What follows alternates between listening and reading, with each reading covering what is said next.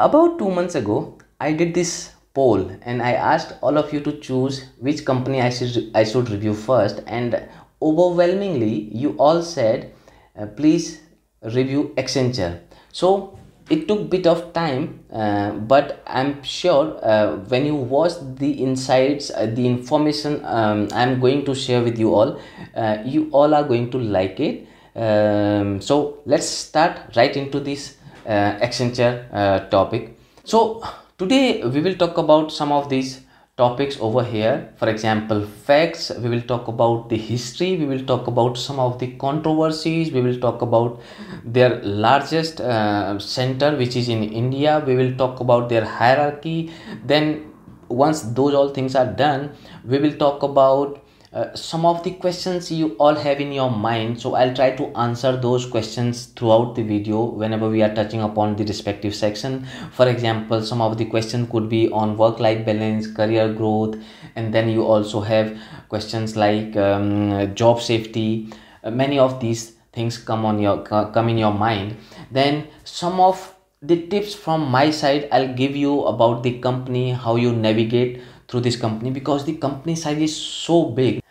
Before we talk about Accenture, I am going to tell you some of the facts, and these facts are going to give you the essence of what we are going to talk about. How big is this company? So it is very easy to miss lot of facts, lot of information. I'll try my best. So here is the information on your screen. So Accenture has revenue about $51 billion as for their latest filing. Their employee strength is about 625,000 employees. They are globally available, so around in 50 countries Accenture is available, and around 200 cities they have their offices. They serve clients of about 120 countries. That's humongous. And if you look at their employees distribution by geography, what you will see, their largest center is in India. Around 45-50% is based out of India. And remember, they just started in India in 2001. I think from Mumbai they started, and now in just 20 years, 20 or 21 years, India is their largest center. So that speaks volume about this company and also the potential India provides to IT companies regarding the skill and manpower. Then so around 40-45% employees are based out of India. Then they have a good presence in US and Europe, both around 10-15%. Philippines is another major center, which is about 10-15% of employees. China, they are building a base in China with 5-7% of employees. So is that enough? No. They are serving about 91 of Fortune 100 companies. Their women-friendly policy makes them a very different company. They have around 46% of women employees out of 625,000 employees globally. I have this Accenture timeline which they have shown in their own website. They have started their journey from 1951, which is true, but the story is not that simple. So in fact that this becomes so interesting at this point of time. So what they say, Joseph Glikov. So for them, Joseph Glikov was the founding member, but Joseph Glikov, a manager in the administrative services division, unveils his Glikayak computer, convincing the partners to invest in the emerging practice. So what they are not mentioning is where Joseph Glikov worked. Okay, he worked in a company called Arthur Anderson, and Arthur Anderson was an accounting firm, and in the accounting firm they had this division called administrative service division. So two things here. First, why are they hiding their background with Arthur Anderson? I will tell you the answer a bit later. The second is emerging technology practice. If you are hearing it this time, the emerging technology buzzword these days, it is not new. Accounting firm, if you don't understand, accounting firms, big four are accounting firms, so we will not get into much detail right now. So in 1954, the administrative services, the same division of Arthur Andersen, successfully installed the first commercial use computer at GE Appliance Park. In 1958, the same department called Administrative Services installs a system for Bank of America that became the backbone for the Bank America card, and that was renamed later on as Visa. So we will talk about Visa some other day.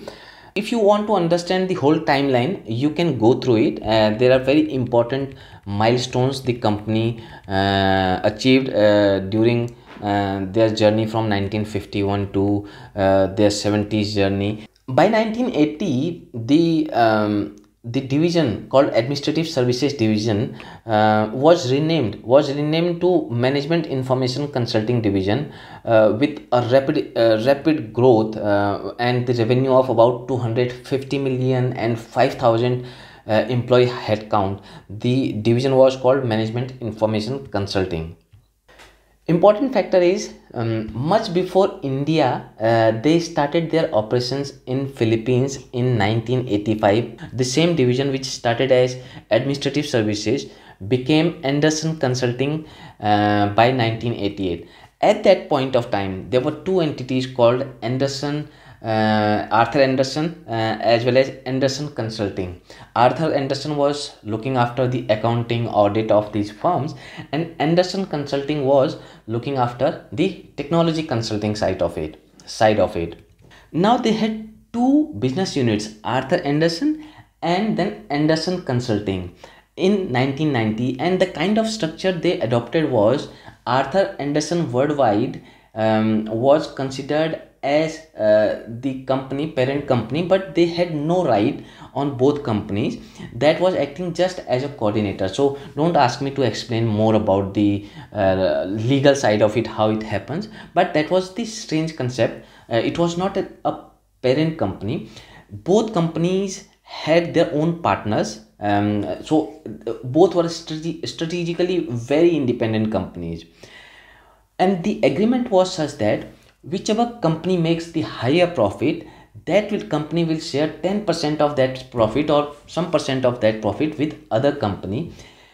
However, over the period, at least from 1990 to 2000, the growth of the technology division, which is Andersen Consulting, was so sharp and so quick that every year they had to pay a huge profit or 10% of the profit to Arthur Andersen, which is the accounting firm. So Arthur Andersen, seeing the quick growth of technology BU, which is Andersen Consulting, decided to open up their own technology division, and that became the big cause of conflict between these two companies, because while one company called Andersen Consulting was sharing its profit with that company was acting as a competitor. So the case went on to the court, and court decided that Andersen Consulting should change its name and forgo that name of Andersen Consulting and find another name. Also, they should not pay any more profits to, or there will not be a profit sharing with Arthur Andersen. Now you understand why they are not using Arthur Andersen, because they have been forbidden to use Arthur Andersen anywhere. That's why you don't see any history before 1951, and even after 1951 they have not mentioned Arthur Andersen anywhere. On August 7, a resolution of arbitration, Andersen Consulting becomes fully independent organization from Andersen Worldwide and Arthur Andersen. This is the moment when they started acting as independent company. After that court battle, the company decided to choose another name, and the guy who gave them another name was from Norway. His name was Kim Peterson, and the name he suggested was Accenture for accent on the future. This is how Accenture journey reached to become Accenture. Okay, that's, I said, it is fascinating, so we cannot ignore this side of it. By the way, by that time the company was already a 70,000 headcount company with revenue of about 10 billions dollars in size. 10 billions in 2000 was a big money. What's interesting is the company, while listed in New York Stock Exchange, was headquartered in Bermuda. Now I want to show you why they chose Bermuda. So Bermuda was a British island, and was called a tax haven. Okay, so they had their headquarter in a tax haven to avoid the taxation issues in United States. And if you want to see where that Bermuda was, over here it was a small island over here. If we can get down to there, that's Bermuda for all you guys. And after that, right, so in 2008 and 2009, Mr. Obama pushed for it. And okay, if you want to see that, there was a huge uproar around, tax havens, and Mr. Obama decided to go after these tax havens. So company decided to exit Bermuda and move to Ireland. Again, now if you want to see where Ireland is, I'm sure you all know that Ireland is there. So company moved their headquarters from Bermuda, which was a tax haven, to a low taxation country called Ireland because of the treaty between United States and Ireland. And that is a key risk for them. If the treaty faces some challenge going forward in United States, in Europe, in Ireland, probably they will also have to adjust accordingly, and that is a big risk for the company like Accenture. That's why I said company has its history, strange history, some controversies, some fights, court battles, everything is there in its history. Let's understand the services they offer. They are offering their services in strategy and consulting. So if we go by their own definition, strategy and consulting works with the C-suite executives and boards of the world's leading organization. So in a nutshell, it is nothing but the management consulting side of the company. Then they have interactive. So this, they evolved this as a new business, new area, which talks about the creativity and technology to deliver meaningful experiences into marketing, into brand building, marketing campaigns and all that. So somewhere they have shown this. Yes, yeah, creative media marketing strategy. This has become quite a big business, about 10 to maybe higher, more than that, 10 billion or more. Then they have technology consulting. So we have been talking about technology consulting every time. Then they have operations. So these four categories. Operations is nothing but their business processes unit, which is BPO, KPO side of it. Now we talk about the Accenture hierarchy. So Accenture hierarchy starts from 1 to 13, 13 being the junior most profile in Accenture. When you are graduating from a college, non-engineering college, probably they will give you or hire you for a 13 job grade. And if you are coming from a engineering graduate background, you will be hired on job grade 12. Likewise, as you climb up the ladder, that is 11, 12, so the number comes down. So 11, 10, 9, 8, 7, 6, 4. You will see on the screen what job grade means, what profile. For example, 13 is an associate non-engineering, 12 is trainer associate, which means 0 to 1 year of experience. Job grade 11 is software engineer, 1 to 3 years of experience. Job grade 10 means senior software engineer, an experience of 5 to 7 years. Then you have job grade 9, which means the tech lead, an experience of 8 to 12 years. Then you have assistant manager or junior architect, an experience of 9 to 12 years. Then you have job grade 7, manager experience, or maybe an architect, an experience of 10 to 14 years. You have job grade 6 as senior manager or senior architect or principal architect, or they sometimes call it technical architect also, which typically means an experience of about 15 to 20 years. So this was the organizational hierarchy. This is globally the way company is structured. Based on the experience, you can qualify for various job grades. Accenture India came into being in 2001 from just one delivery center in Mumbai, and now Accenture India houses around 250,000 or more than 250,000 employees, which I said 45% of employees or higher than that is in India. Now let's talk about some recent changes they did in their salary structure. Earlier they had I think two or three variable pay structures. For junior profiles 10, 11, 12, there was I think 12% variable pay. Then going around 8, job grade 8 or 9, they had about 15 or 18%. But now they have changed it quite drastically. The new offers they are rolling out is giving around 21% of variable pay to job grade 10 or lower. And now for higher profiles like job grade 9, they are giving 27% of variable pay. I have personally seen some offer letters. I didn't like that idea. While other companies are reducing their variable pay component, Accenture did that. Now I don't know if they did it globally or they did just in India.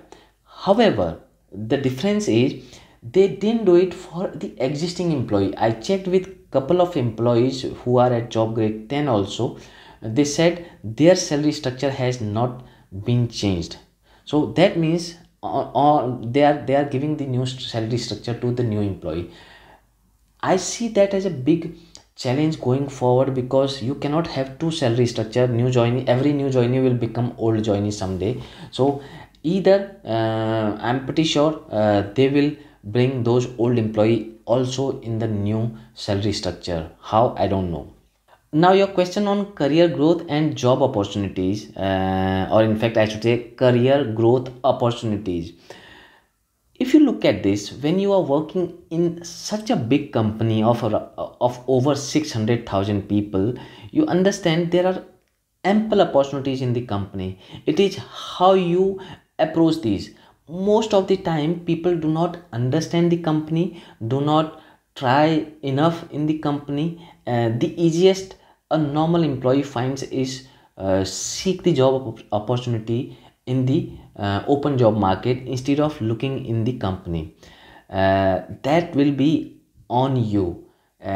Lot of people grow in the same company rapidly, but lot of people find the same company suffocating. So it is up to you how you address this challenge. If you see 624,000 employees, that means lot of scope for all of you. Don't worry about that. Another question I keep getting from you guys on job safety. Think of it.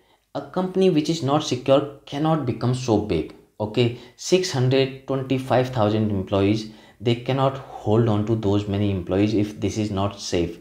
Having said that, lot of times every company when they reach at that stage they become so big.